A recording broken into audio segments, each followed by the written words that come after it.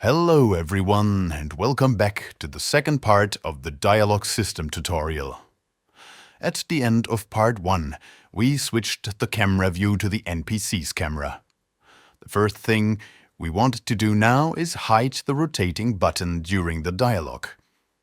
Open the Dialog-System blueprint, go to the camera switch section, drag in the NPC reference and get the button component. Drag off the pin and add a set visibility node to it and turn it off. Next, the player character is still able to move. To block movement, add the Get Player Controller node and connect a Set Ignore Move input node to it. Set it to True. Now all movement inputs will be ignored, but the player can still jump. Because jumping is handled directly inside the character and not by the controller movement input. To block the jump input, open the player character blueprint. Add a new Boolean variable and name it jump input. Compile and set the default value to true. In the jump input section, drag in the new variable and add a branch node. Insert one of these after the started pin and another one after the completed pin. Now we set this value inside the dialog blueprint. After switching the camera, add a Get Player Character node and cast it to your player character blueprint. Drag off the pin and set the jump input variable to false. Last but not least, we have a problem when pressing X while moving. In that case, the player keeps moving even after we set the dialog position, so the character ends up somewhere else. We could add a delay after blocking the inputs and before setting the new player position, maybe combined with a black screen and a fade in, or we simply don't allow entering the dialog while the player is moving. Open the NPC blueprint and go to the input logic. Get the player character, get its velocity, and add a vector length node. Then add a less node to check if the value is close to 0, maybe less than 5, meaning the player is not moving. Add a branch and insert this comparison right after the input nodes. Now the player can only enter the dialog when movement is false. Additionally, we should add a state variable for the dialog to prevent multiple executions when pressing X while we are already inside the dialog. Create a new Boolean variable and name it inDialog. Check this condition between the input and the velocity check.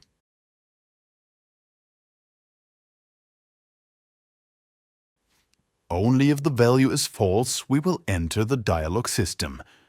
Set this variable to true directly before calling Enter Dialog System. Now switch back to the dialog blueprint. To be able to exit the dialog at any time, we simply build the reverse logic of entering the dialog. We could simply duplicate the entire node chain of the camera switch block and make a few adjustments. As the new view target, we use the player character.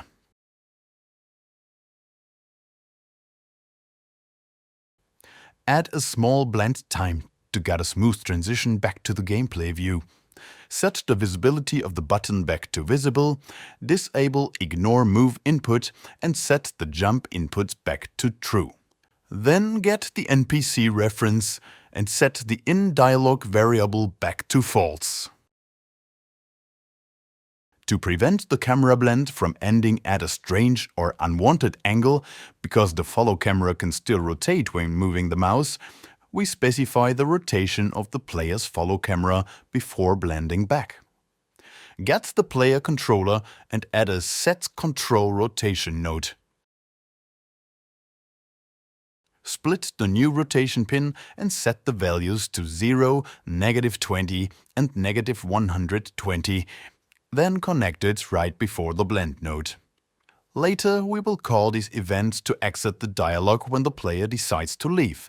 For now, we temporarily add a keyboard input to execute this block. I use Q for quit, but this should only work while we are inside the dialog.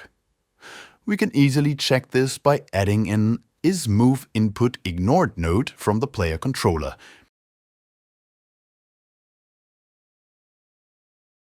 Insert a branch right after the keyboard input and use this condition. Now Q can only be used during the dialog and switches back to the game mode at any time.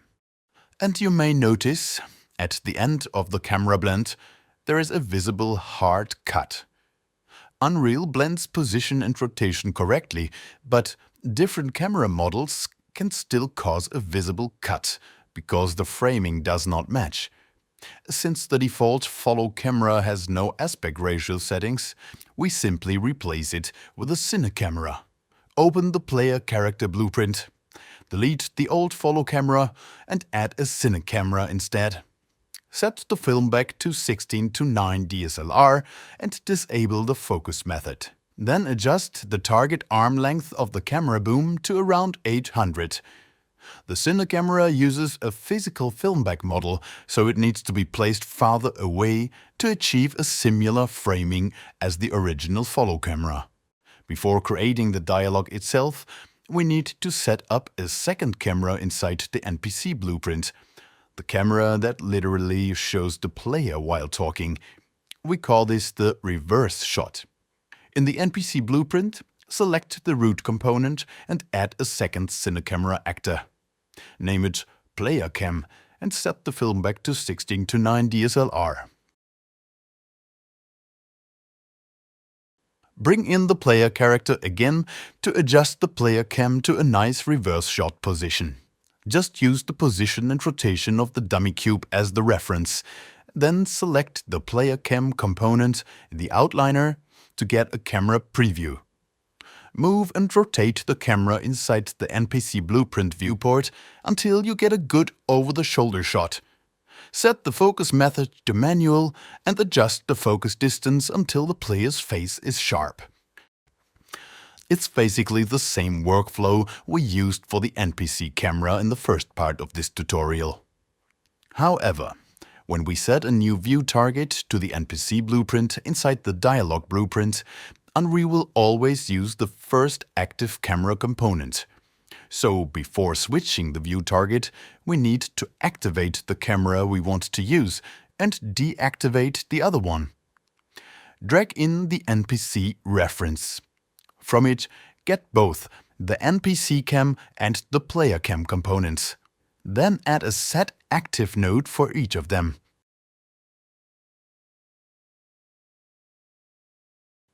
Set new active to true for the NPC cam and place this right after the custom event node. Now we can finally begin creating the dialog itself.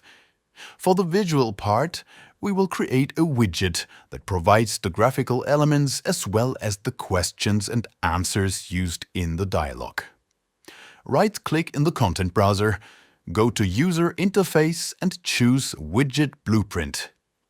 Select User Widget and name it Dialog Widget. Then double-click it to open. First, add a canvas panel. This represents our screen. If you like, you can add a background image where the text will be displayed. For this tutorial, I will use a simple box with rounded edges and a border. Search for border and drag it into the canvas panel. Set the width to 1100 and the height to 300. Change Draw As to Rounded Box and set the rounding type to Fixed Radius. Then set the corner radius to 150, 150, but feel free to use whatever you like. For the brush color, I keep it white, but reduce the alpha value to 0.5. Set the outline width to 5, and for the outline color use a dark gray. I want the widget centered at the bottom of the screen. Go to Anchors. Select the center bottom preset while holding Ctrl, then click it again while holding Shift. Set the Y alignment to 1.2 and finally drag the anchors to the corners of the border so the widget scales correctly on different screen sizes. To make Unreal scale the text elements as well, we add a scalar box as the child of the border.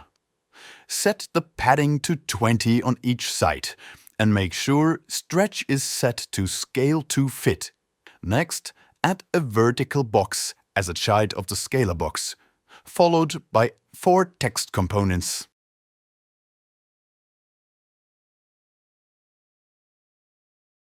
Name them line 1, line 2, and so on, and enable is variable for each of them.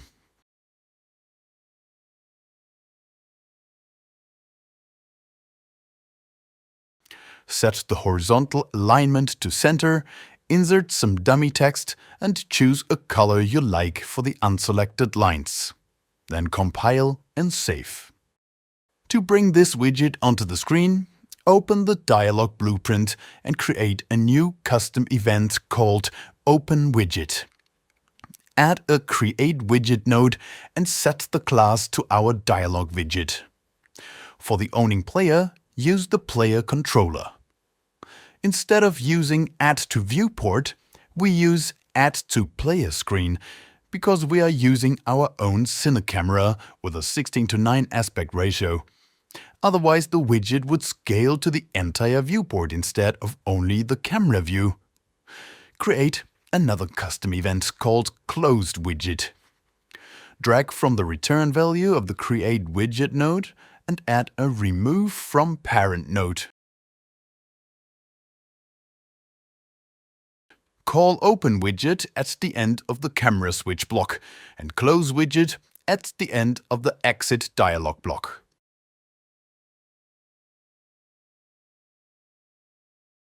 That's it for today.